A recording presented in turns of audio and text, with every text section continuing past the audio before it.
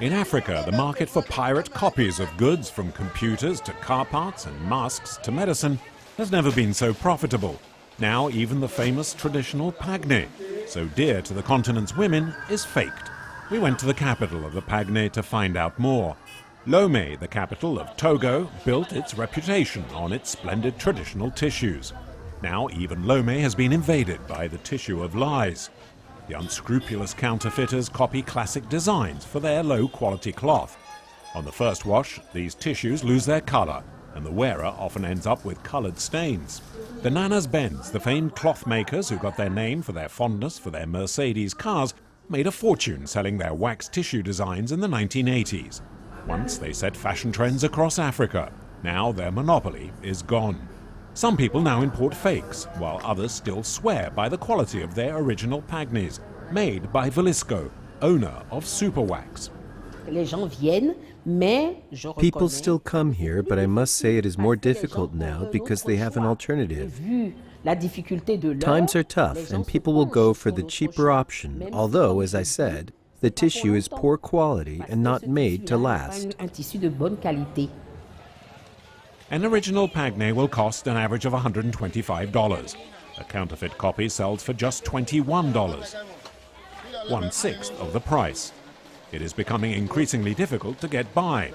Little wonder Africans are tempted to buy elsewhere. But cheap comes at a cost, just like fake medicines that can poison the patient and cosmetics that can burn the wearer's skin. The dyes and cloth used to make fake tissues can contain toxic chemicals.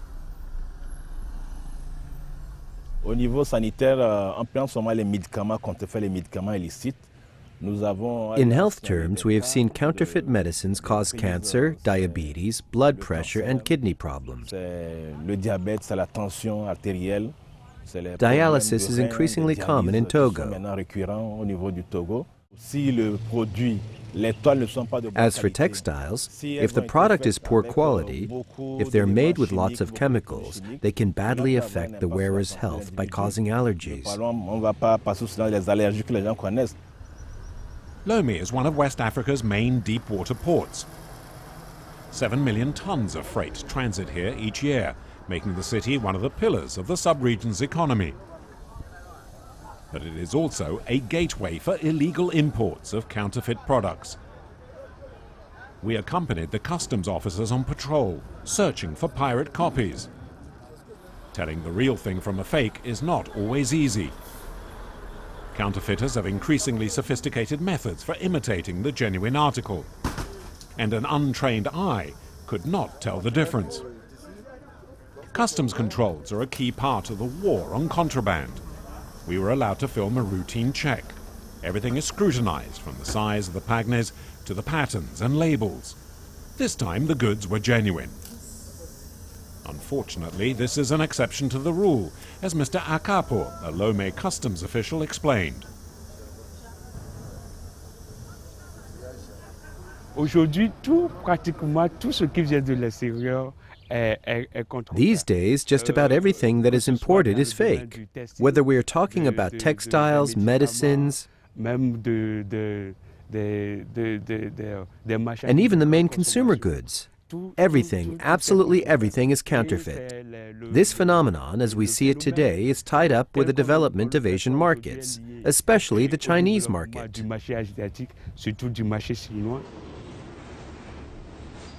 As well as being a threat for public health, the counterfeit trade is also undermining legitimate industries working to create employment and growth in Africa. The major brands are bearing the brunt of the onslaught and have decided to fight back. Following the example of Nestlé in the agroalimentary sector, Velisco has signed several trade conventions with countries such as the Ivory Coast, the DRC, and Togo. The goal is to set up a strategy to fight the phenomenon and try to survive.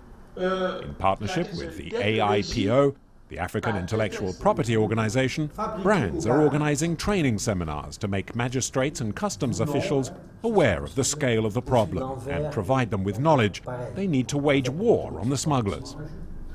This public-private partnership should help maintain current employment levels in the legal sector, not to mention the revenue for the countries that can no longer levy import taxes.